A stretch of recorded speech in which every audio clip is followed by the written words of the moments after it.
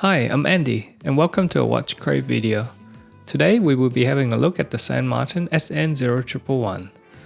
Now this watch was released earlier this year and retails for around 200 to 230 USD and can be purchased from the official San Martin AliExpress store, along with various other resellers.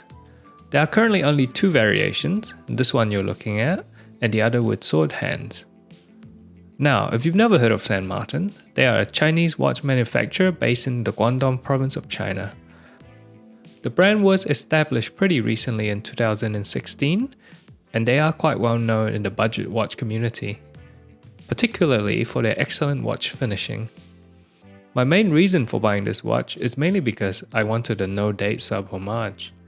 While there are many of sub-homages out there, most of them come with a date window and a cyclops.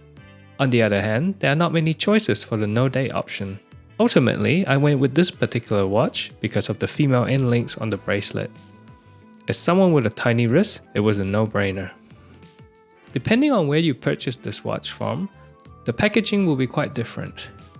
For example, this green letter box is from the San Martin official AliExpress store. Along with the box, you get a warranty card, a user manual, and some tools for sizing the watch bracelet. On the other hand, if you buy it from another reseller, you may get this pelican case here. If it's your first time buying a San Martin, I recommend buying from a seller who provides this green box, as it makes your first San Martin experience a bit nicer. However, if the difference between box and no box is more than 15 USD, then by all means, go for the cheaper options, since you can buy the box separately for around that price. Moving on to specs and measurement. The watch measures at 40mm for its diameter. It has sapphire glass with clear AR coating. It is about 13.2mm thick.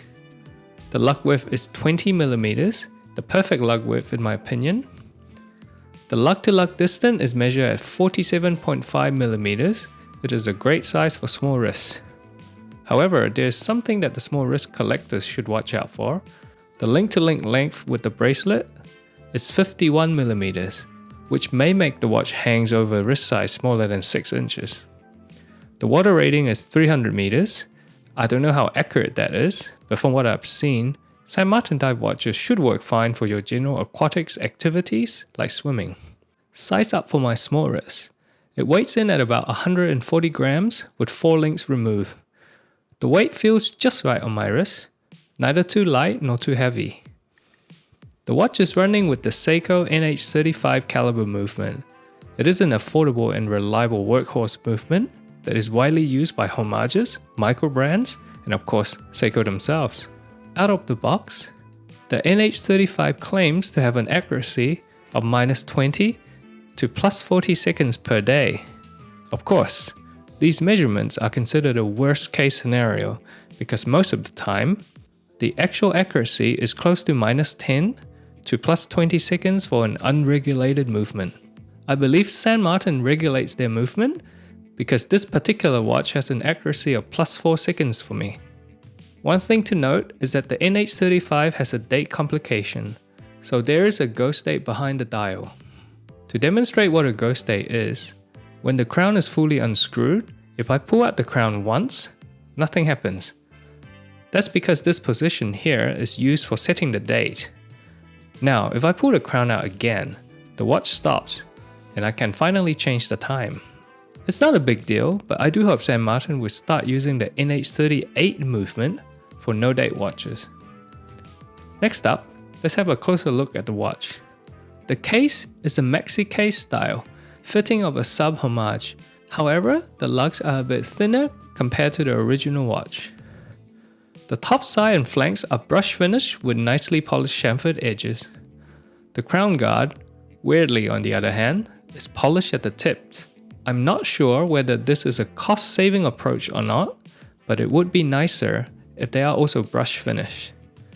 It's not a biggie though, because the case is still very nicely finished overall. Do note that there are a few sharp edges, particularly around the lug tips. However, this shouldn't pose any issues on your wrist. The case back is a screwed-on type. The finishing is also done well. You get a mixture of radial and straight brush finishing. It feels smooth and very comfortable on the wrist. The crown is screwed down and laser engraved with the San Martin hex logo. I do have to admit that it feels a bit sharp to the touch, but I guess this is more of a small QC issue, as the other San Martin crowns I've operated have been very smooth and very well finished. Next is my most favorite part about this watch, the bezel. It's a rotating bezel, unidirectional and 120 clicks. The bezel insert is made of ceramic. The number and grooves on the insert are engraved and filled with paint. The bezel is easy to grip. It has a teeny bit of backplay and makes an extremely satisfying sound when you rotate.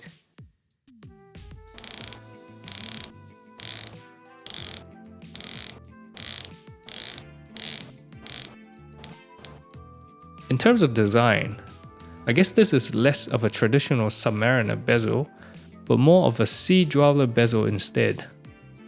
I've seen some San Martin watches with a misaligned bezel, but luckily this one is well aligned. The bracelet starts at 20mm and taper down nicely to 16mm. As with the case, it is brush finish on the top and bottom. The flanks are polished instead of brush. It would be nicer if the finishing is more consistent. Luckily, there's not much play and rattle, which is nice.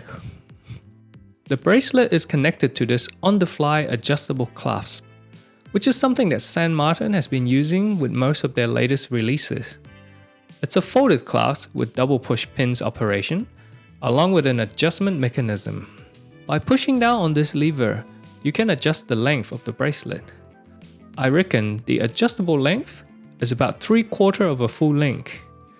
Even with this adjustment, it can still be a bit hard to get the perfect fit, as your wrist may expand or shrink during the day. Ideally, I'd like to see a half link that would make this bracelet perfect. Now, the dial is made of enamel. It's one of the few San Martin releases with this material. It has a nice shine and will reflect lights from different angles.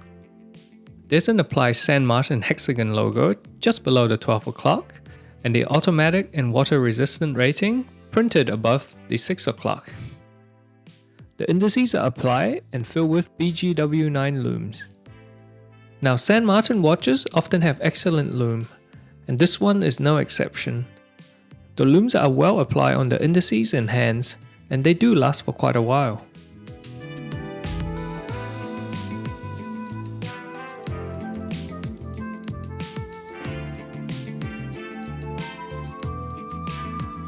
In terms of fitting, on my tiny 6.2 inches wrist, some might say it's a bit big, but I say it fits perfectly. I've been wearing this daily for the past few months, and it's been very comfortable. One thing that I mentioned before is the 51mm link-to-link length. If you do have a wrist smaller than 6 inches, this watch may be too big for your wrist. So, what's my feeling about this watch? Well, I definitely have more good things than bad things to say about this watch. The pros is that the watch fits my small wrist very well. It's comfortable to wear. The dial is beautiful to look at and is very legible. The bezel action is superb and is probably the best one I've played with. In terms of cons, rather than cons, this is more like a bit of nitpicking. I like the finishing to be more consistent, for example around the crown tips and the bracelet flanks. It would be nice to get full lume on the bezel as well. I would also like San Martin to start using the NH38 movement for their no-date watches. And finally, please include a half link in the bracelet. That would make sizing infinitely better. And that brings us to the end of this video. What do you think about this watch? Did you get your hands on one, and how did you like or dislike it? Feel free to drop a comment down below. If you find this video enjoyable or helpful, please drop a like and subscribe for future videos. As a new channel, I really appreciate your support. Until next time.